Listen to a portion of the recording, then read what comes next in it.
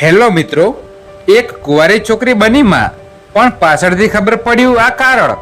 તો મિત્રો આ વાત જાણી તમે પણ હેરાન રહી જશો. જો કે મિત્રો આજે અમે એક સત્ય ઘટના પર આધારિત એક વાર્તા જણાવવા જઈ રહ્યા છીએ, જેમાં એક છોકરી પરણેલી પણ નથી અને તેમ છતાં પણ બની જાય છે માતા. તો જાણો કયા સંજોગોમાં એક કુંવારી છોકરી બને છે બે દીકરીઓની માતા. તેના માટે પૂરેપૂરી સ્ટોરીને ધ્યાનથી વાંચો અને એક કુંવારી છોકરી પર તમને પણ થશે ગર્વ. તો મિત્રો કિરણ લેપટોપ પર પોતાની ઓફિસનું કામ કરી રહી હતી અને તેની માતા સાથે વાત કરી રહી હતી. ત્યાં કિરણ પાસે તેની બંને દીકરીઓ વીણા અને વર્ષા એકદમ ખુશીપૂર્વક આવે છે અને જણાવે છે કે મમ્મી, આજે તો અમને સ્કૂલમાંથી બાર્બી વાળી બે ગિફ્ટમાં મળી છે. તો આ સાંભળતા જ કિરણ પોતાની બંને દીકરીઓ સામે પ્રેમથી જુએ છે અને ગર્વ અનુભવે છે. ત્યારબાદ કિરણ ફરી પોતાની દીકરીઓ સામે જુએ છે. તેની બંને દીકરીઓના વાકડિયા વાળ, ભૂરી આંખો અને ચહેરા પર એક સુંદર સ્મિત છલકતું હતું. તો મિત્રો જાણે એક બગીચામાં સુંદર ફૂલો ખીલીને બગીચાની રોનક વધારે છે, એ જ રીતે બંને દીકરીઓએ પોતાની કિલકારીઓ અને હાસ્યથી કિરણના ઘર અને સંસારની રોનક વધારી રહી હતી. તો બંને દીકરીઓ ભણવામાં પણ હોશિયાર અને વિચારો પણ બંનેના સુંદર. આ જોઈ કિરણ પણ ભગવાનનો આભાર માની રહી હતી કે ભગવાને મને ખૂબ જ સુંદર અને સમજદાર બે દીકરીઓ આપી છે. હું ખૂબ જ નસીબદાર છું કે ભગવાનને મને આ બંને દીકરીઓની માતા બનાવી. ત્યારબાદ કિરણ પોતાની માતાને પૂછે છે કે મમ્મી, મેં ગયા જન્મમાં એવો તો કયા પુણ્ય કર્યા હશે કે મને આટલું સરસ સંતાન સુખ પ્રાપ્ત થયું અને મને આ બે દીકરીઓની માતા બનાવી છે. તો આ સાંભળી કિરણના મમ્મી કંઈ જ બોલતા નથી અને માત્ર હકારમાં માથું હલાવે છે. ત્યારે કિરણ ફરી એની માતાને પૂછે છે કે મમ્મી, તું કેમ કંઈ બોલી નહીં? શું મારી દીકરીઓ તને વહાલી નથી? તો આ સાંભળી કિરણના માતા રેવતીબેન જણાવે છે કે બેટા, એવું નથી, પણ આ વાત સાંભળી મને ભૂતકાળ યાદ આવી જાય છે. ત્યારે કિરણ જણાવે છે કે અરે મમ્મી, ભૂતકાળ ક્યાં એટલો ખરાબ હતો, જો તું તેને યાદ કરીને ઉદાસ થઈ જાય છે.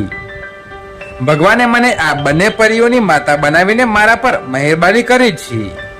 ત્યારે તેની માતાથી ચૂપ ન રહેવાયું અને તે બોલી ઉઠી કે તું સમાજનું તો વિચાર, લોકો તારા વિશે કેવી વાતો કરી રહ્યા છે કે લગ્ન કર્યા વગર જ બે દીકરીઓની માતા છે.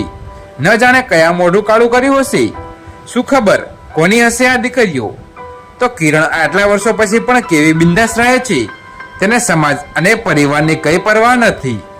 આટલું કહી કિરણની માતા આગળ જણાવે છે કે બેટા, હું પણ એક માં છું. મારાથી મારા દીકરી વિશે સમાજની આવી ગંદી વાતો સહન નથી થતી. આટલું કહી તે રડવા લાગે છે. તો મિત્રો આ જોઈ કિરણ તેની માતાને સમજાવે છે કે હું તમને રડવા નથી જોઈ શકતી અને રહી વાત લોકોની, તો હું એવા લોકોનો કેમ માનું અને તેને મારા વિશે શું જણાવું? શું આ લોકો મને સમજી શકશે?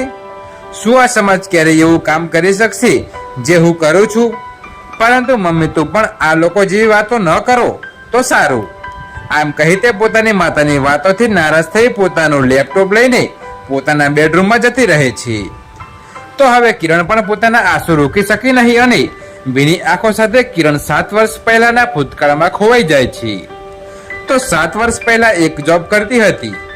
એક દિવસ કિરણને જોબ પરથી છૂટવામાં મોડું થઈ જાય છે અને જ્યારે તે રેલવે સ્ટેશનથી ઘરે જઈ રહી હતી ત્યાં તેને એક ખૂણામાં અંધારામાં એક બેગ દેખાઈ. તે બેગમાંથી નવજાત શિશુનો રડવાનો અવાજ આવતો હતો. પહેલા તો તે કિરણને થયું કે તે પોલીસને જાણ કરે, પરંતુ તેને પહેલા બેગ ખોલીને જોવાનું નક્કી કર્યું. તેણે બેગ ખોલ્યું તો તેમાં એક નહીં પણ બે સુંદર અને માસૂમ બાળકીઓ રડતી હતી. તે પ્રેમાળ બાળકીઓ જોઈ કિરણનું માતૃત્વ જાગી ગયું અને તે બંને બાળકીને ઘરે લઈ આવી. તો મિત્રો કિરણે વિચાર્યું કે આ બાળકીઓ એક દીકરીની જાત છે, એના પરિવારે ત્યાગ કર્યો તો શું થયું? જો હવે હું પણ તેનો ત્યાગ કરી દઈશ તો હું એક સ્ત્રી ન બની શકું. તો એક સ્ત્રી બીજી સ્ત્રીનો આ રીતે કેમ ત્યાગ કરી શકે? થોડા માથે થોડું ખાઈશ, પણ પ્રેમથી આ દીકરીઓનું પાલન કરીને સાથે રહીશું. આમ વિચારી કિરણ સમાજની પરવા કર્યા વગર તે બંને દીકરીઓને ઉછેર કરવા લાગી. પરંતુ મિત્રો આ દીકરીઓ પણ કિરણના ઘરમાં શુભ પગલાઓ લઈને આવી હતી, કારણ કે ત્યારબાદ કિરણ જે કંપનીમાં કામ કરી હતી તે કંપનીએ તે CEO બની ગઈ અને તેની આવક પણ 4 ગણી વધી ગઈ. તો કિરણ આ બધું યાદ કરી રહી હતી ત્યાં જ તેને બંને દીકરીઓ તેની પાસે આવી. કિરણ તેને પ્રેમથી ભેટી પડી અને વિચારવા લાગી, સમય પણ કેટલો ફટાફટ ચાલ્યો જાય છે.